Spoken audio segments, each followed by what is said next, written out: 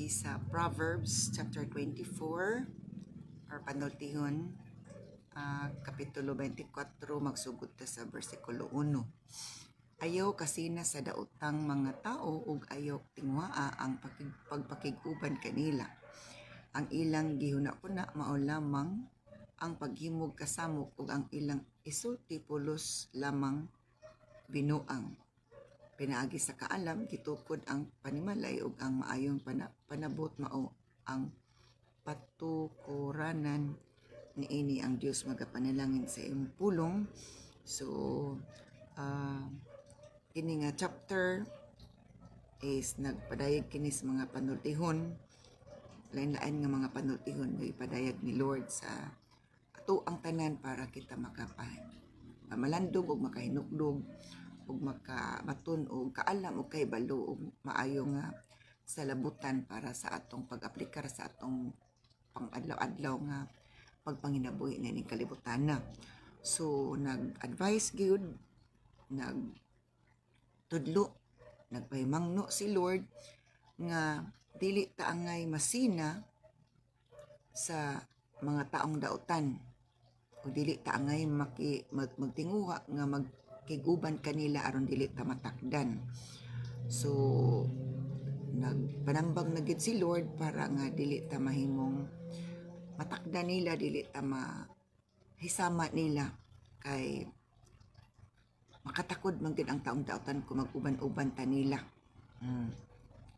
So gusto ni Lord nga dili ta mahimong daotan kay aron nga dili ta mahimong buluyagon sa katilingban og dili pod ang Ginoo mag-ugtas kanato.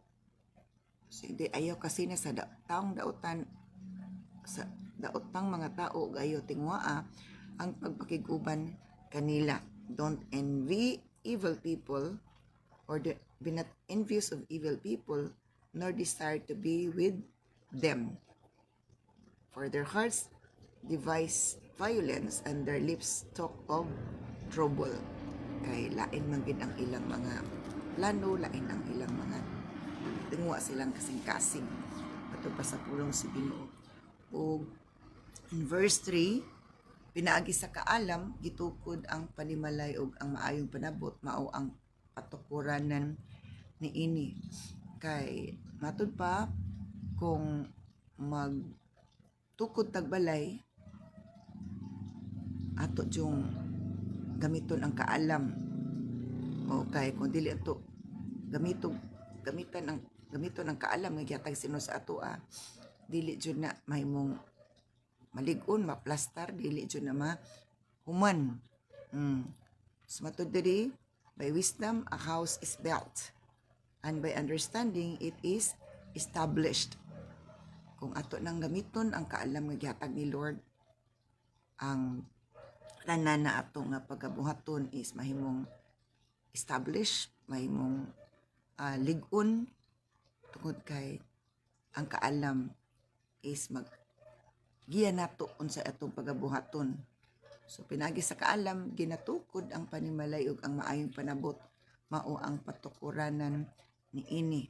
Maayong panabot mao patukuranan niini. So mabaw-an nato ang isa nga sukdanan sa kaalam sa tao is ang pagtukod sa iyang panimalay, ang iyang desisyon, ang iyang action, ang iyang mga ipangsulti kung maalamon ba. So daghan kaayo ang mga manifestations nga ang tao na ay kaalam o gamit niya ayang kaalam matud pa sa pulong sa Ginoo. So balikon ako sa verse 3 sa Proverbs chapter 24 or panultihon chapter 24. Pinagi sa kaalam gitukod ang panimalay ug ang maayong panabot mao ang patukaran niini. Pinagi sa kahibalo ang mga lawak gisangkapan sa mahalon ug matahom nga mga butang. So pagkuman og tukod sa panimalay matud pa ang mga lawak gisangkapan og matahom, mahalon ug matahom nga mga butang. Kay di man pwede nga anakon og palit na to mga butang Nya wala patay kabutangan. Mm. So agi sa kahibalo ang mga lawak gisangkapan sa mahalon nga ug matakom nga mga butang in verse 4. By knowledge, the rooms are filled with all precious and pleasant riches. Mm. So, gipadayag ni nga unsa ang kapuslanan sa kaalam ug kahibalo kung ato ning i-combine is maayo gyud ang resulta, adunay ma-establish pag-ayo ang balay, nindot kay tan-awon ug matud pa desirable siya. Desirable. Ang itingwaon, the design, the precious nga mga butang na butang diha matud pa sa pulong sa Ginoo. It's the result of wisdom, knowledge, understanding, and favor from the Lord. In verse 5, ang pagkamaalamon mas maayo pa kaysa pagkakusgan. Ang kahibalo mas importante kaysa kusog. A wise man is full of strength, and a man of knowledge enhances his might. In the ESV or in the ESV 2. In the NLT, the wise are mightier than the strong, and those with knowledge grow stronger and stronger. Sa Isaya ito. Ang maalamon mas kusgan pa kaysa mga kining lig-on nga tao, and those with knowledge grow stronger and stronger. O katong may kahibalo, nagkalig-on, nagkalig-on. So muna siya ang isa sa mga panultihon nga ang mga maalamon mas lig-on pa sa mga may kalig-on. The wise are mightier than the strong. So bisan pag kusgan ang tao, kung dili siya maalamon, dili gyud gyapon siya mahimong madaogon. Okay, like for example ni Samson, na siya strength, ang iyang ang iyang anointing na agid sa iyang kusog, dili siya basta mapildi bisag unsa. Pero sa ding wala na niya gamita ang iyang wisdom because of her lust. Tungod sa iyang pangibog sa unod. Ang sinahitabo, napildi siya pinaagi sa usa lang ka babae. So if we do not know how to use wisdom, knowledge, and understanding, it will end up to our defeat, our downfall. Apan kung gamiton na tong kaalam, kahibalo, nagyatag si Ginoo, is magbadaog ta tungod kay kana nga gift gihatag ni Lord sa ato para dili ta pildido, dili ta magmahay, dili ta magul-anon, kun dili madaog ta malipayon. So it's very important to apply the teaching of the Lord in our lives para we will not be defeated, but we will become victorious. And when we are victorious, of course, we are happy, we are peaceful. So I'll repeat sa Proverbs chapter 24, verse 5.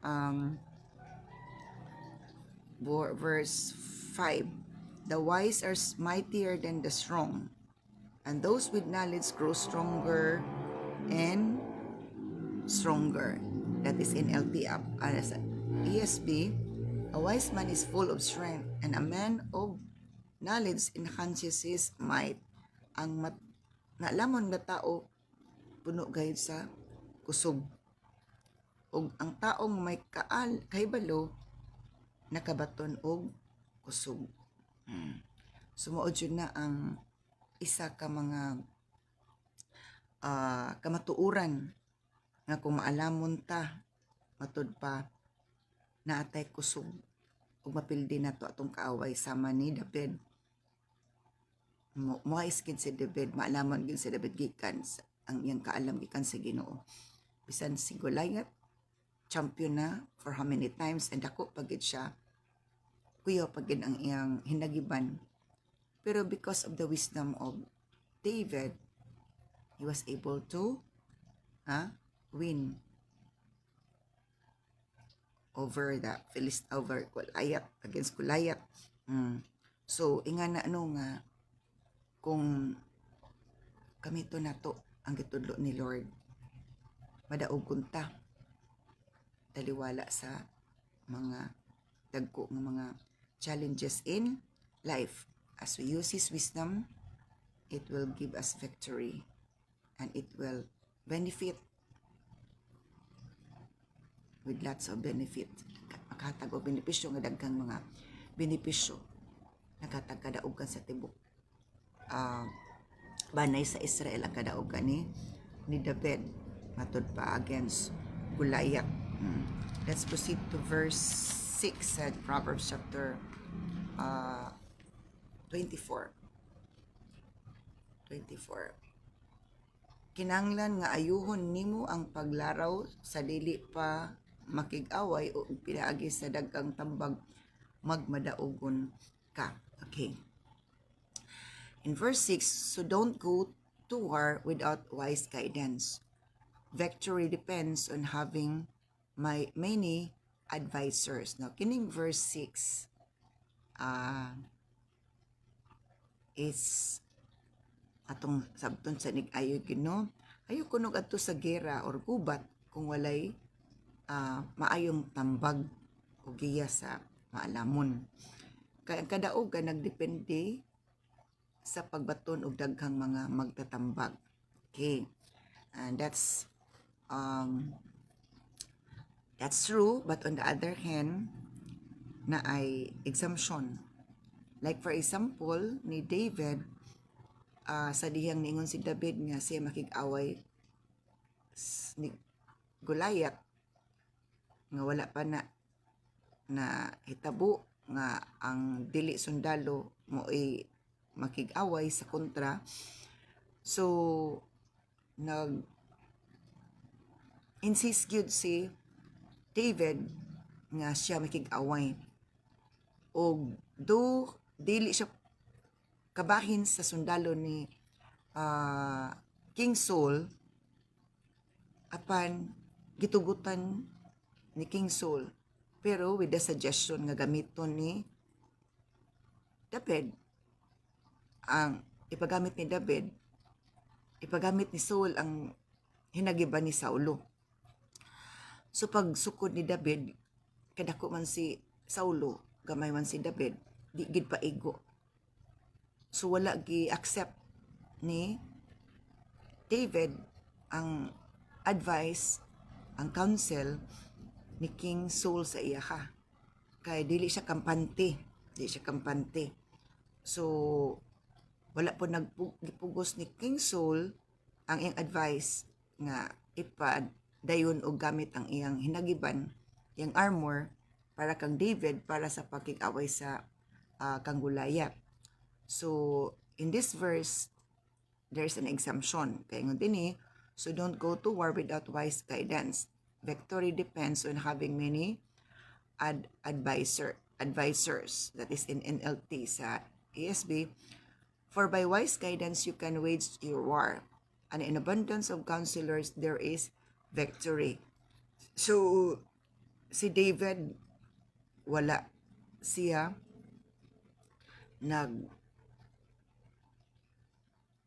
madaugon tungod sa tambag sa mga magtatambag niya. Nagbadaugon siya tungod sa iyang kaisog, guided by the Spirit of the Lord, and using the wisdom that God has given him to fight with faith and courage, with that stone nga iyang gigamit para pagkuan sa patay ni Goliath. So morning nako there is an exemption nga atong pagabuhaton. It depends upon the leading of the Lord. So ingana no nga kinanglan magbantunta o wisdom gikan si Ginoo because naingon na nga ang wisdom maghatag na to victory. Advices are good, but there are times nga the leading of the Spirit is really perfect to follow because it will also bring us to victory. And that's what happened to David. Ang iyang pagdaog is because of his wisdom, courage, or braveness led by the Spirit of the Lord. In verse 7, wisdom is too lofty for fools. Among leaders at the city gate, they have nothing to say. In NLT to siya. Wisdom, ESB, wisdom is too high for a fool. In the gate, he does not open his mouth. In verse 7, ang maalamong panultihon, lisod kaayong matugkad sa hungog. Wala siya ikasulti kon hiskutan ang mga mahinungdanong butang. So, ang maalam mo daw ko ng panultihon, lisod kaayo matugkad sa hungog, sa buang-buang. Wala siya ikasulti kun hiskutan ang mga mahinungdanong butang. They have nothing to say. Ang mga walay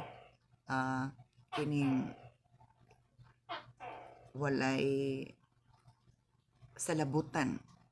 Matod pa sa pulong suno, ang wisdom is too lofty for fools. Kuan kaayo habog ra kaayo lisod kay sabton. Okay, in verse like the Lord, usay lisod kay sabton si Lord tungod kay maalaman kay siya. It takes time to understand him. It takes years for some to know him and to understand his purpose and will. Para kang Joseph, sa din nagpadayag si Lord kang Joseph sa pinagi sa damgo, kanus aman na fulfill, wala na fulfill og semana or bulan na fulfill siya pila ka tuig. So anak pa nasabtan sa kanitibukan yang banay ni Joseph nga ang wisdom,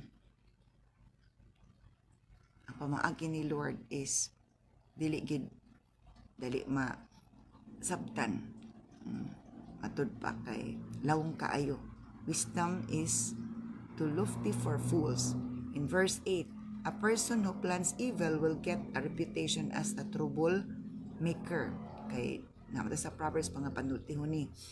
Ang tao sa panon. Kung kanunay kang maglaraw sa dautan nganlan kag samukan. A person who plans evil will get a reputation as a trouble maker. Ang taong dautan ang taong nagplanog dautan pagailhon nga samukan. So naagi mga tao nga murag kalipan nila maghimog samok tungod pinagi sa ilang mga istorya nga dautan. Maghimog istorya nga dautan, magpoto istorya nga dautan, magtan-aw nga dinautan, mag-move og dinautan. So kung kanunay kang maglaraw og dautan nganlan kag samukan. So naadyo mga tao ingana no nga ang mga laraw nila dautan ug tawgon ka nga samukan. Kaya mga taong dautan maghatag man gid og kasamok. So ma-level ta din nga samukan o din na nga magubot na dayon ang palibot tungod sa mao nga klase nga tao nga dautan o ginganlan siya og samukan. Ana no? So dili man siguro ta malipay nga i-label ta nga samukan og dautan. O aron malikayan nga mo sunod ka sa mga pagtulunan sa Ginoo. Kay pagtulunan sa Ginoo wala nagtudlo nato nga mahimot ang dautan ug mahimong samukan kundi mahimot ang maayo panalangin o makahatod og kalinaw ug kalipay, makadasig sa matag usa diha sa pagkinabuhi nga matarong aron kahimot-an ta sa Ginoo o panalanginan ta niya sa atong panginabuhi nining kalibutana. Okay. In verse 9 sa Proverbs 24, sala ang paglaraw og binuang, kasilagan sa mga tao ang bugal-bugalon. Kibalik ko nako verse 9. Sala ang paglaraw og binuang, kasilagan sa mga tao ang bugalon. The schemes of a fool are sinful. Everyone detests a mockers. NLT to siya in ASB. The devising of fully is sin, and the scoffer is an abomination to mankind. So dili jud kuno maayo nga maglara og daotan og kasilagan sa mga tao ang bugal-bugalon. So naa jay mga tao bugal-bugalon, naa jay mga tao samukan, naa jay taong kusog magbinuang, and that identifies themselves because ang taong maalamon is dili mag sutik mga binuang, alos binuang nilang og dili pud mag bugal-bugal. They are serious, they are talking serious things, and that's their identity as being a wise person. Atod pa dinhi in verse 10, kung maluyak ka panahon sa kalisdanan, luyak ka gayon. If you fail under pressure, your strength is too small. So kini nga panultihon nga kung maluya kuno sa mga kalisdanan ng mga panahon, luya ka gayon. So our strength is identified during we are tested. Again, our strength is identified when we are tested. Ang atong kusog masuta kung kita sulayan. Kay kung dali ta maluya, kung sulayon ta, it means luya kagayod. So gusto ni Lord nga kaplagan ta niyang ligon, dasig malipayon, kay aron siya malipayon usab. Kung maluya ta sa mga kalisdanan, ma-discourage ta, maginuktok ta, magulanon ta, mag-uul pud ang ginugtan-aw nato nga dili maayo na atong kahimtang, dili siya malipay nga ingana ang dagan sa atong kinabuhi kay dawala ta niliwat niya. Gusto ni Lord nga malipayon ta, madasigon ta, ligon ta sa tanang mga battles in life. We are fighting, we are able to become victorious, resilient ta. Sama ni David is makigbatok gid siya, makig-away gid siya. Kung gikapoy siya, mag-istorya ra gid sa Ginoo mga isa Ginoo kusog. Og sa kuan pa, magpa-charge siya through prayer, through sa power sa Ginoo. Nga na, same as Joshua. Nga na gyapon. So if you fall under pressure, your strength is too small. Kung maluya ka panahon sa kalisdanan, luya ka gayud. So dili maayo nga magpaluya-luya ta, kay kung magpaluya-luya ta, mapildi jud ta. So maluyat ang maluyahon is duol gid silang kapildihan. So dili ta magluya-luya sa pagpangalaga, dili ta magluya-luya sa mga pag-ampo, pagsimpa, pagdaig sa Ginoo, pagtrabaho, pagbuhat sa atong mga daily mga buluhaton, weekly nga buluhaton. So nang weekly nga buluhaton muna atong pagpanimbahon. O di ba? Natay mga daily buluhaton, hourly nga buluhaton, weekly nga buluhaton, monthly nga buluhaton, natay yearly nga buluhaton. And kung magpaluya-luya taan na atod pa sa pulong sa Ginoo is luya jud ta, dili kita elevate o ma-upgrade ana kung dili na to paningkamutan nga maabtik ta madasig ta. And then in verse 11, ayaw pagpanukko pagluwas sa usa ka tawo nga hinukmang patyon sa walay katarungan. Kibalik ko nako, ayaw pagpanukko pagluwas sa usa ka tawo nga gihukmang patyon sa walay katarungan. Sa English pa, rescue those who are unjustly sentenced to die. Save them as they stagger to their death. Ato po nung i-rescue, luwason na to tong hukma na nga walay katarungan. Save them as they stagger to their death. Ato silang luwason samtang pagpatyon sila. So, gusto ni Lord nga mahimutang help. We can become His helper, extending help to people who needs God's help.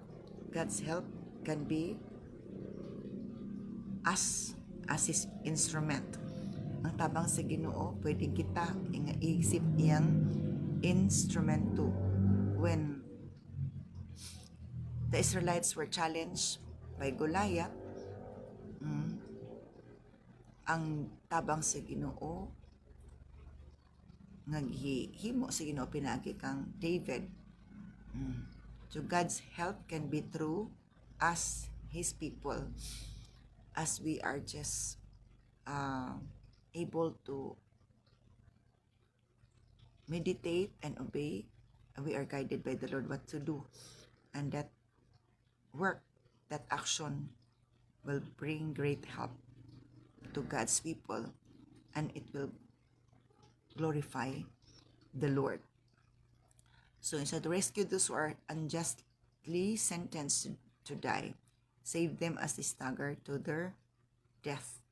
So muna nga dakan pamaagi sa pagtabang atong gapatyo na. Gapatyo na kay hukma na. Pwede di sa court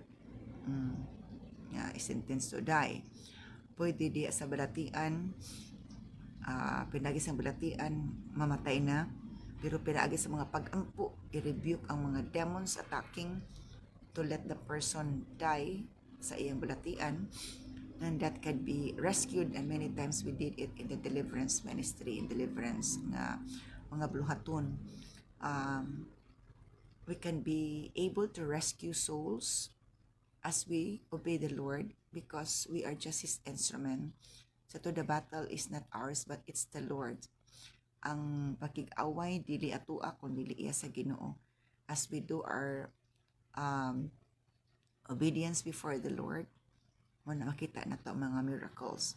So muna sa to ayo pag paluya-luya, kinanglan maligon ta, kinanglan nga ngisog ta, kinanglan nga moalagad ta para na atay matabangan, and we can rescue people going down to the grave,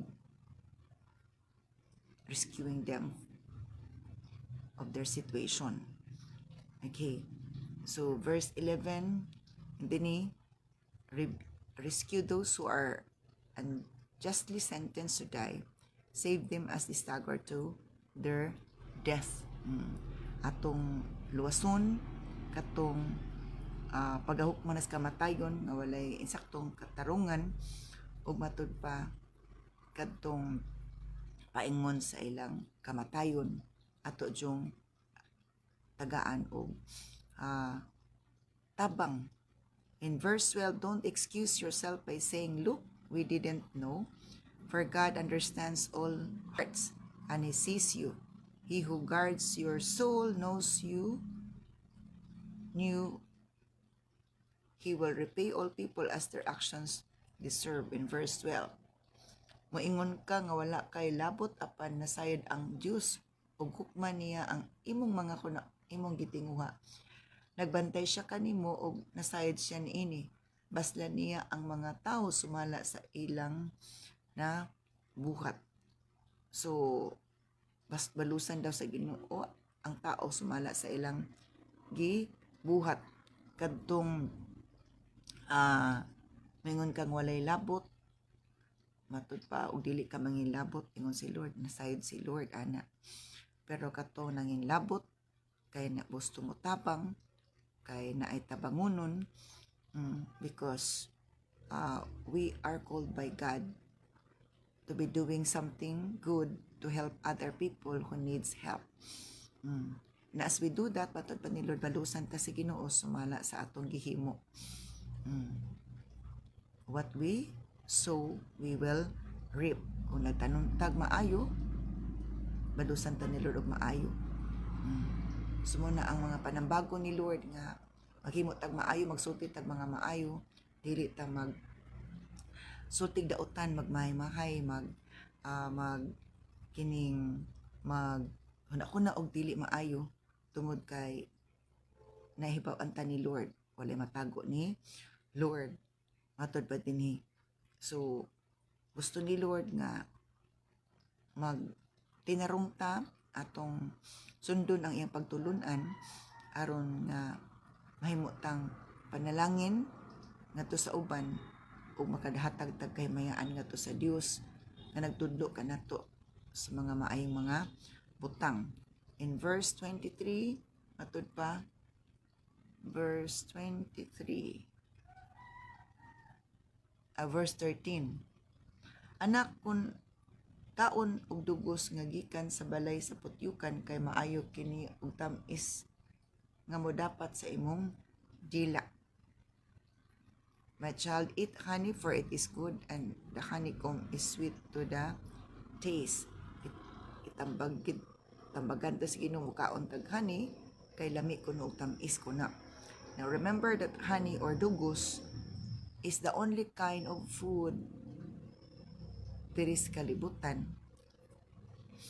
nga dili ma-expire. Dili mo expire.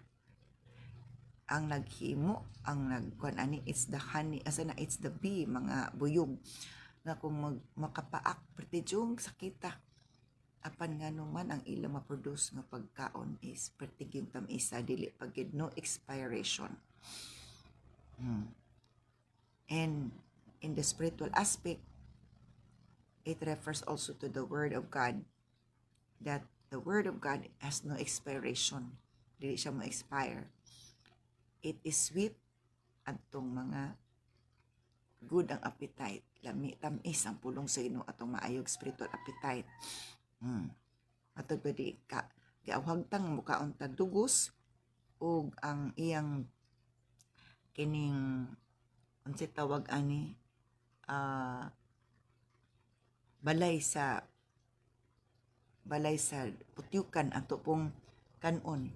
Anak kaon og dugos nga gikan sa balay sa putyukan kay maayo kini og tamis nga modapat sa imong dila. Ug salamat sa Ginoo nakatilaw na jud ko aning dugos ug iyang balay sa pati ang balay sa dugos o balay sa putyukan by the way. Pertidyong tamisa naka murag nakasuda siya sa box. Maigid sila mahimo og balay ang mga putyukan. Andito nila gibutang ang ilang honey. Ingana sila kakugi. Naglupad-lupad sila sa lain-laing dapit ng wag nectar sa mga flowers. Kay ilang i-produce og honey para puno ang ilang balay og honey. So ingana ang gusto ni Lord nga kugihanta nga mangitag pagkaon para mag-produce og katamis ang atong balay. Walay ka kining kakulangon. So, eat honey for it is good and the honeycomb is sweet to the taste.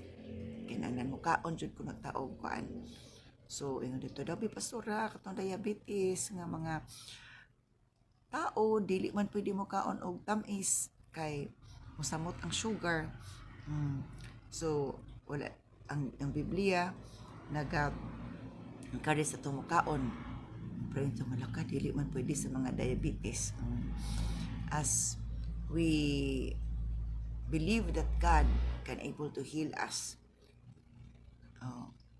God can able to protect us sa to, mukaon ta nga pwede ta makainom og mga poisonous drinks ug dili makaon sa kanato. So kana nga verse can be applicable also this verse na kung ipainom ta og mga makahilo nga mga ilimnon dili maka daot na to, kini nga verse is applicable gyapon siya. It's only in our mind na usay atong kontra na pod. Kaya ko na una ta nga kana makadaot di makadaot kina sa imong lawas. But as we have faith that God is going to do miracles, I cannot be harmed by this food that I am taking as long as it is a clean food, clean kind of food, then be it. In verse 14, in the same way, wisdom is sweet to your soul.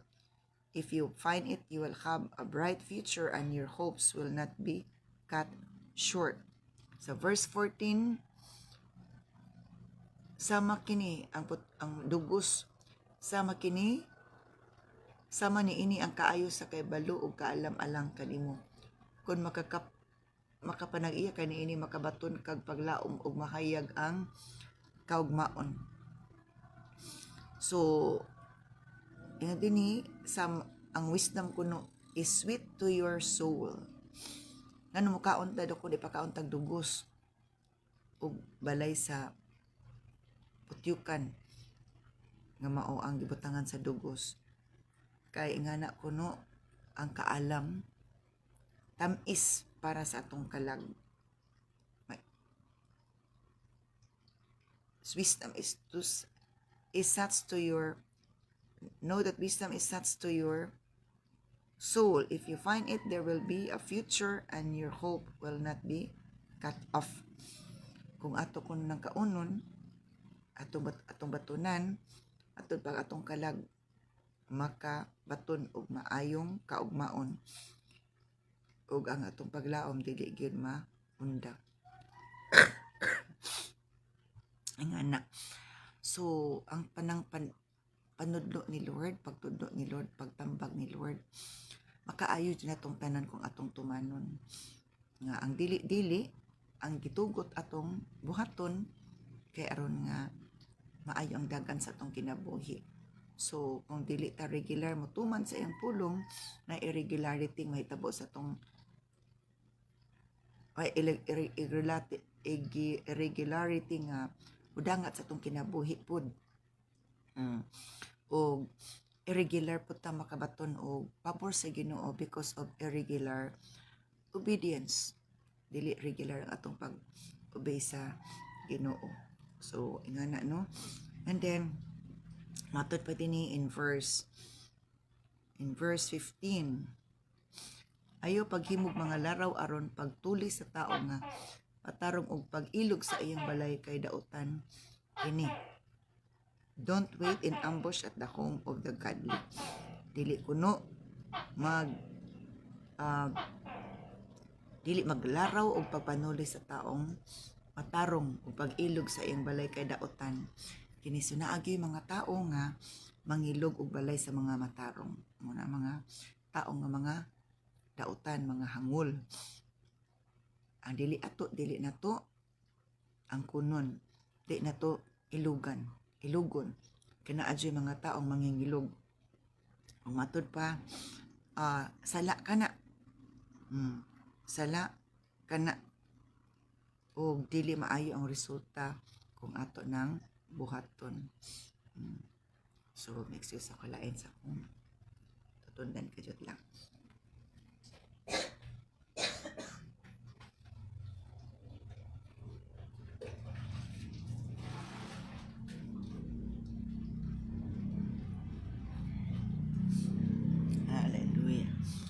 So matod pa dinhi nga dili nato nabuhaton kay kung buhaton nato na matod pa sa verse 16, bisan kapila matumba ang taong matarong, mubangon siya kanunay apan malaglag sa katalagman ang dautan. The godly may fall 7 times and rises again. Kung ang matarong nga tao mahagsa, matumba, atod pa, mubalik siya og barog. The righteous falls 7 times and rises again. Mubalik lagid siya. Nga naman, kay ang Dios man ang nagauban kaniya og ipatindog siya balik. I-bless siya og balik. Like for example, kang Job, pila to katuig siya nga gitsulayan, pero ni barog ra siya, nakatindog ra siya, naka-recover ra siya. Why? He trusted God. As we continue to trust the Lord, then God will really help us. Tabangan jud ta sa Ginoo. But if we doubt, if we are discouraged, delikado ang atong kahimtang ana. Kung negative na permi atong pagbati, atong huna-huna, atong mga gipangsulti, it will bring us down. But if we think positive, if we feel positive, if we speak positive, it will bring us victory. We are victorious then. At as God has said already. Okay. And then matod pa din verse 17, ayaw paglipay kung mahiagom sa katalagman ng imong kaaway. Don't rejoice when your enemies fall. Don't be happy when they stumble. So, dili kuno ta malipay kung ang atong mga kaaway mahagsa. Kung sila down na. This verse is exemptional gihapon.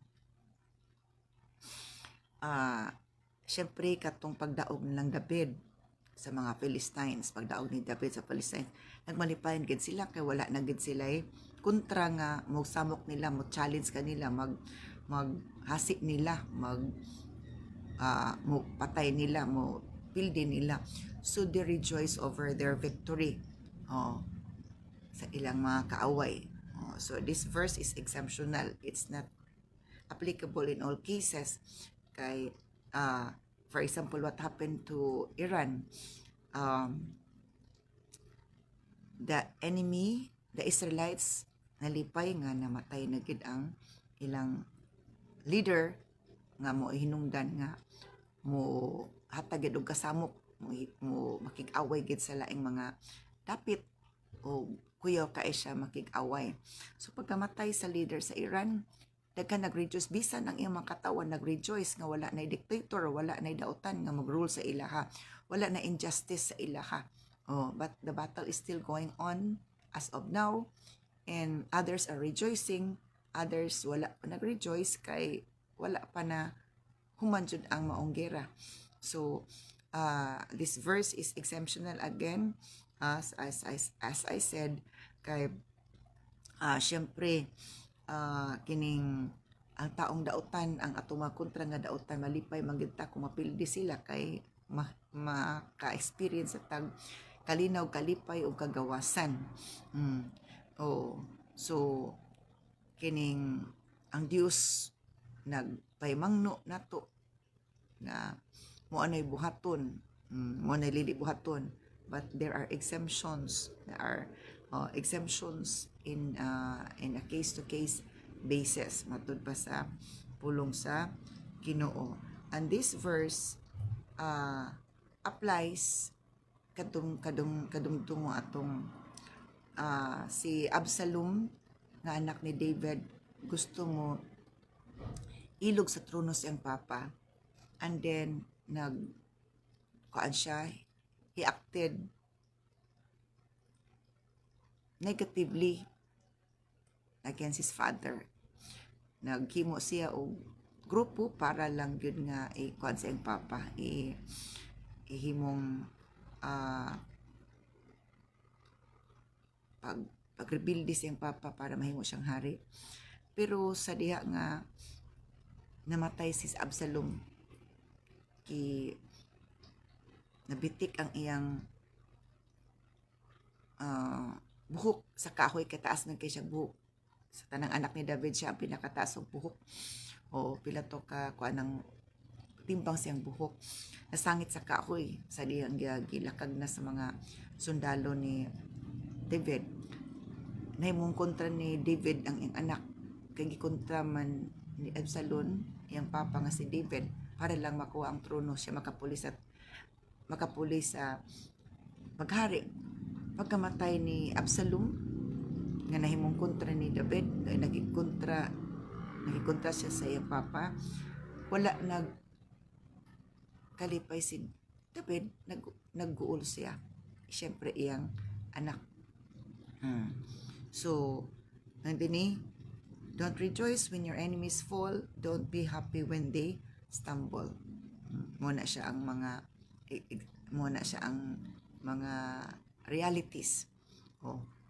For the Lord will be displeased with you and will turn His anger away from them. Okay, ngano kuno nga dili ta magkalipay kung ang atong kontra mga hagsa, mga pildi, kaya Ginoo kuno dili malipay nato kung ato nang buhaton og basin kuno nga ang iyang kapungot kitay mahiagom kung nga na atong buhaton.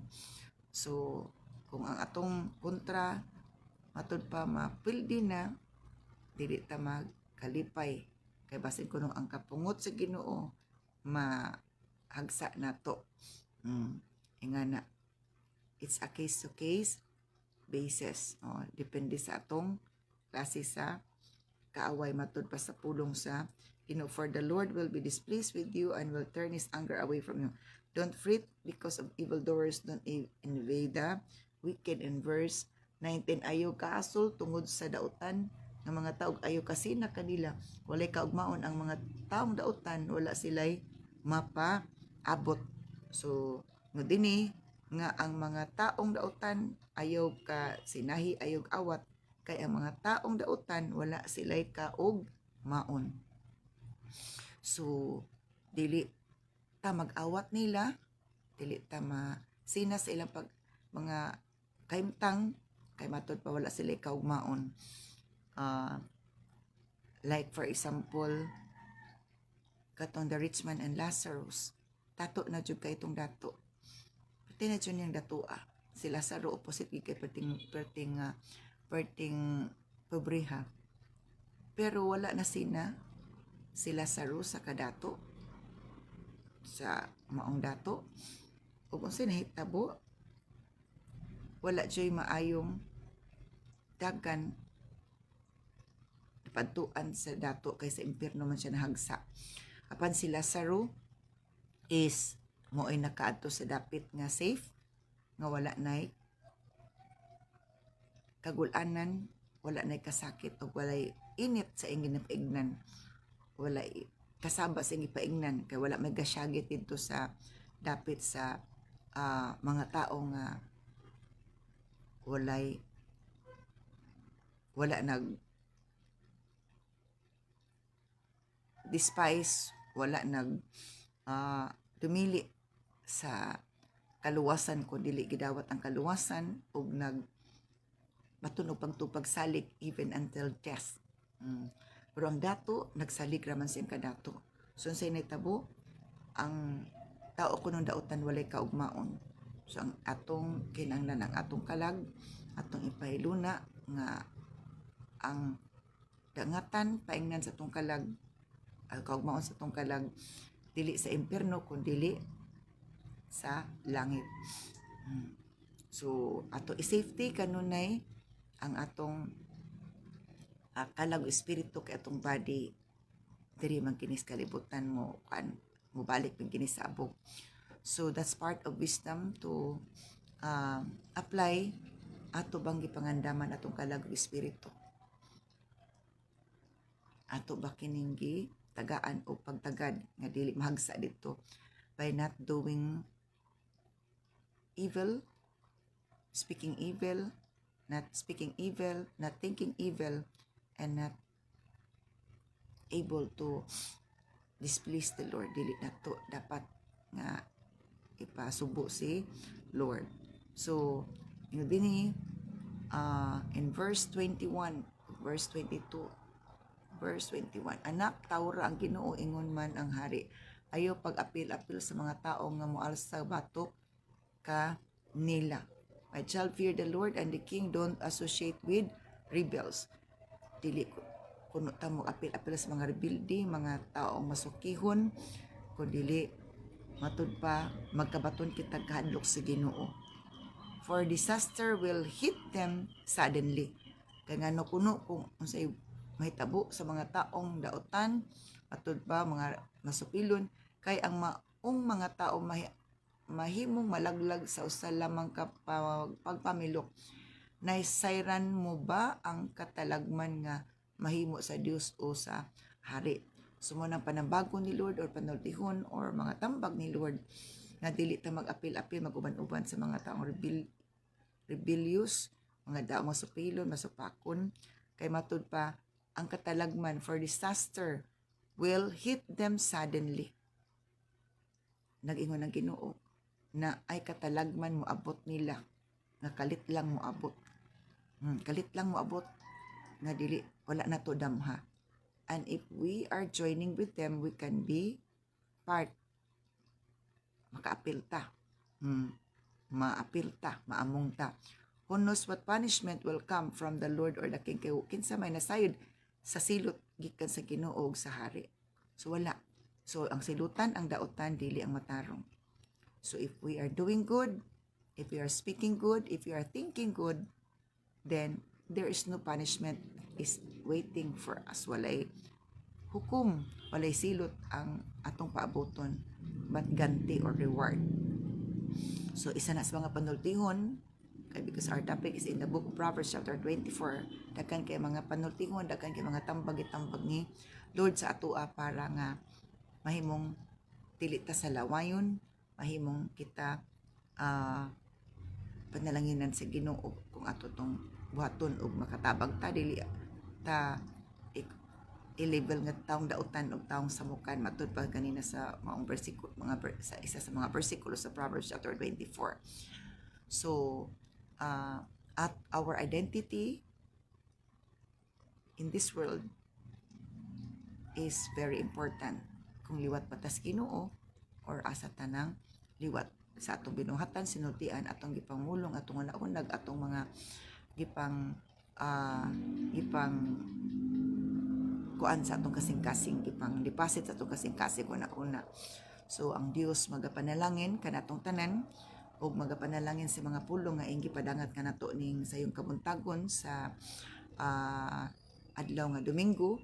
Ug I am hoping that we have to give time to worship the Lord today, because today is God's day, and matud pa sa pulong sa Ginoo, we have to be in His house because He is going to meet us there. He is going to speak us there, and He is going to bless us there. So a blessed Sunday to everyone.